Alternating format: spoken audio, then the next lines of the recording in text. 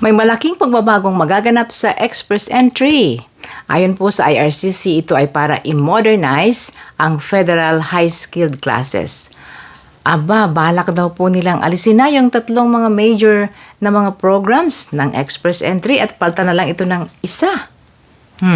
Yan ang ating pag-uusapan, guys. Hello everyone, si Ate Menchi po ito and welcome back sa isa na namang episode ng Menchi's Philcan Life. Salamat sa inyo na palaging nanonood at sa mga nakasubscribe na. Thank you very much. Kung kayo po ay bago, please subscribe to my channel and also click the like and share. Pwede rin kayong maging channel members, guys, by clicking naman the join button and follow the instructions po ng YouTube. At gusto ko nang pasalamatan ang ating mga channel members. Thank you, channel members. Meron tayong bago, si Gerald Villarazo. Thank you, Gerald, for joining. Corazon Pinene, kay Japons JFY Darters, Ariandal Malinaw, Marlu Kwasay, Marciano at Nimpa. Salamat po sa inyong patuloy na support sa aking channel. Now, let's go sa ating topic, guys. Ang Express Entry po ang siyang major na application tool ng pagiging permanent resident sa Canada. Dito po pumapasok ang napakarami, nasa more than 100,000 a year na mga permanent resident na naaaprubahan. Ito po yung mga federal skilled workers. Dito po nag-a-apply. Kasi karamihan sa mga aplikanta dito ay within tier 0, 1, 2, and 3. Nagsimula po ang Express Entry na i-operate ng Canada noong 2015. So, that means 10 years old na ito. Mahigit 10 taon na. At sabi nila ay lumaan na kapag mahigit 10 taon na walang major revision. Kaya I think this is the time for a major revision and parang overhaul. So ako, guys, hindi ako dumaan ng Express Entry. Siguro alam niyo na kung bakit. Because I was way ahead of Express Entry.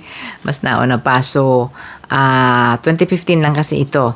Pero, isa sa mga programa nito ang siyang in-applyan ko at ng aking pamilya. Ang Federal Skilled Worker Program. Tatlo po yun ang Federal Skilled Worker Program, ang Federal Skilled Trades Program, at ang Canadian Experience Class para doon sa mga nasa loob na ng Canada na may experience. Yung dalawa po na Federal Skilled saka yung Trade ay pwedeng nasa labas ng Canada or pwede rin nasa loob ng Canada. Pero yung Canadian experience, you should have experience here in Canada. So, ang tatlong programang ito ho ay sinasabi po nila na siyang aalisin na. Yun, aalisin na at papalitan daw po ng baka isa na lang. Hindi ho nila ini-divulge pa kung ano yung mga detalyes ng kanilang plano kasi there will be a consultation first bago maging sure ang lahat ng mga plano nila. But then, sinabi lang nila na gagawin na lang na isa. Okay, isa. So, parang mas simplified na yata yun. Ano? We will see.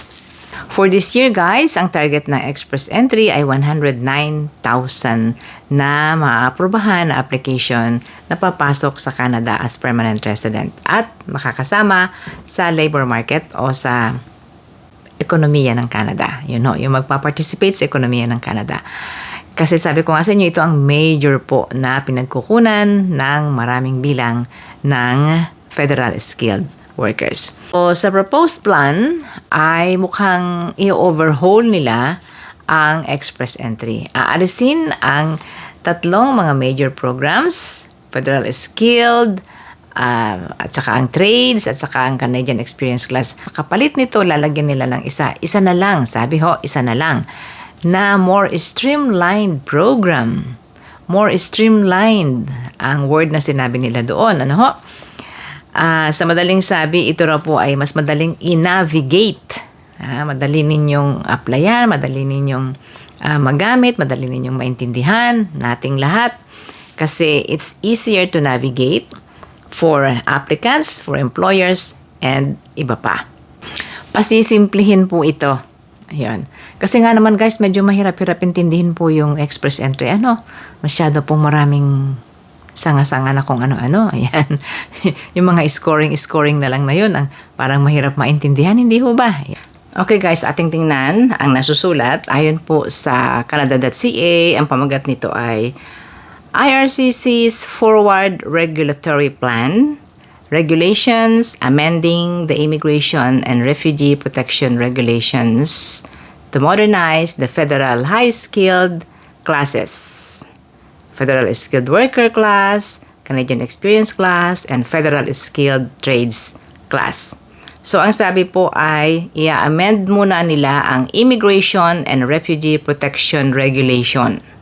Kailangan palang amyendahan muna yon bago nila mabago ang programa ng express entry. Kasi nasa sa batas po iyon, nasusulat. How? Paano gagawin ito, guys? Ang sabi po, amendments are being proposed to the regulations to introduce a new federal high-skilled immigration class with streamlined eligibility requirements and repeal the existing federal skilled worker class, Canadian Experience Class, and Federal Skilled Trades Class. Okay, so magkakaroon pa ng amyenda sa regulasyon. And there will be consultations. The department is planning to consult partners, stakeholders, and the public in spring of 2026. So ngayon, spring na guys, pero hinanap ko po dun sa link kung meron ng schedule of consultation, wala pa. Wala pa pong nakalagay doon sa link ng mga luma na yung nandun guys, mga old time na consultation. So, i-schedule nila doon kung kailan ang consultation and they will invite people, public, applicants, stakeholders para magbigay ng kanilang komento. Yan. If you have a way to participate, try nyo po, Yan. At magkakaroon ng mga consultations. Ano ang potential na impact nito sa Canadians, kasama na mga businesses? Ang sabi ho, the proposed regulatory changes would positively impact the Canadian economy broadly and businesses seeking skilled workers by establishing a more diverse pool of international talent to fill a variety of labor market needs. Streamlined requirements would also ensure that the system is easier for clients, employers, and partners to understand and navigate. Yun, importante ho yung easy to understand and navigate. Pero guys, ang sinasabi dito ay magkakaroon ng maayos, positive impact and positive flow, mabilis na flow ng mga skilled workers to join the labor market. Yun ang sinasabi ho, Ayun po, nasusulat.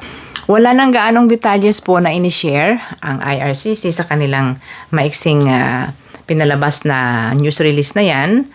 At I will put the link guys sa ating description box para makita ninyo. Ngayon, meron tayong ilang mga questions at sasagutin ko rin yung mga kaya kong sagutin na question within my mind. Okay, paano po ate yung mga may application na? Halimbawa ay na-invite na kayo recently at kayo ay naka-apply na. Di ho ba sabi natin, mabilis lang ang processing ng express entry. 6 months, 7 months to 8 months ma-approve ang inyong application pag na-invite na kayo. Kung kayo po ay na-invite na at may application na kayo, don't worry. Hindi po maapektuhan yan.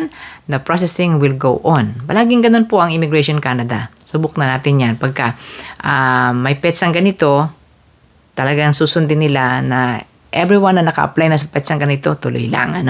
So, tuloy lang kung kayo ay mayroong application na, kung mga na-invite na kayo recently, isubmit na agad ninyo ang mga applications nyo for PR kung kayo ay recent lang pong na-invite. Pero ang assurance po natin, yan ay sure na tuloy-tuloy. Hindi po nila sisirain hindi nila i-disrupt guys ang kabuuan ng programa. Paano naman kung kayo ay nasa express entry pool? Stay in the pool. Kung kayo po ay meron pang, 12 months po ang inyong existence in the pool. Kung kayo ay mag-i-end na ng inyong ika-12 months, then maybe pwede nyong ibalik uli kasi maaaring meron silang announcement later on. Pag sinabi nilang, everybody who is in the pool, continue, dyan. Mabuti yung nandun kayo. So, kung sakaling merong magandang announcement for you, then makakasama kayo if you're still in the pool. So, ang advice natin guys, huwag kayo mag-panic. Kung hindi pa man kayo na-i-invite and you are in the pool, sabi kasi baka ate baguhin na yung sistema baka hindi na pool, baka iba na yung ranking, iba na yung CRS, mga ganyan. Posible pong mababago ang lahat ng yan. But, ang immigration po, they honor what's already been done and prepared. Ano ho? Kaya, cool lang kayo, stay lang kayo dyan. Ano ho?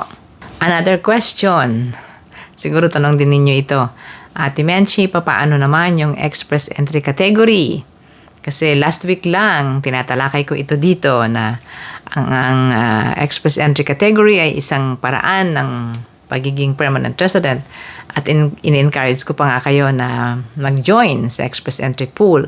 But this time guys, hindi natin masabi kung anong mangyayari sa express entry category. But I think na magkakaroon po ng pattern yung luma at saka yung bago. Kaya maaari din naman na ang category-based ay manatili. Maaaring i-include na nila dun sa sinasabi pong streamlined na system. We don't know yet, no? Basta't ang atin lang hong masasabi dyan ay don't panic. Continue kung kayo ay nasa loob na ng pool. Stay there. At mag-abang tayo kung ano po ang kanilang bagong mga announcement. Sa article ng CIC News, sinasabi dyan guys, don't panic kasi hindi naman kaagad mag-uumpisa ang implementasyon ng nasabing panukala. Dadaan pa ito sa mga proseso. At meron silang sinasabing timetable dito according to their estimate. Nag-umpisa nga ng April of 2026 ngayong buwan. Pero dadaan pa ng mga consultations and it will take months and months. At baka late 2027 pa ito ma-implementa. And finally, ang masasabi natin ay abangan ang kanilang mga pinal na announcement later on. Ano ho? This sounds exciting guys kasi kung sinasabi nilang mas madaling i-navigate, mas easier to understand, mas streamlined, mas effective, mas efficient, o diba? Eh di mas maganda kung ganon. Let's face this positively. Kayo po na mga may aplikasyon sa Express Entry. Alam ko marami nag-iintay na sila ay ma-draw. Tapos ngayon magbabago na naman. Ate, ano ba yan? Kung sakali man guys na may epekto ito sa inyong mga application, for sure may remedyo din doon. Ito po muli si Ate Menchi. Thank you for watching. Please click the subscribe button and you can also join and be a member of this channel.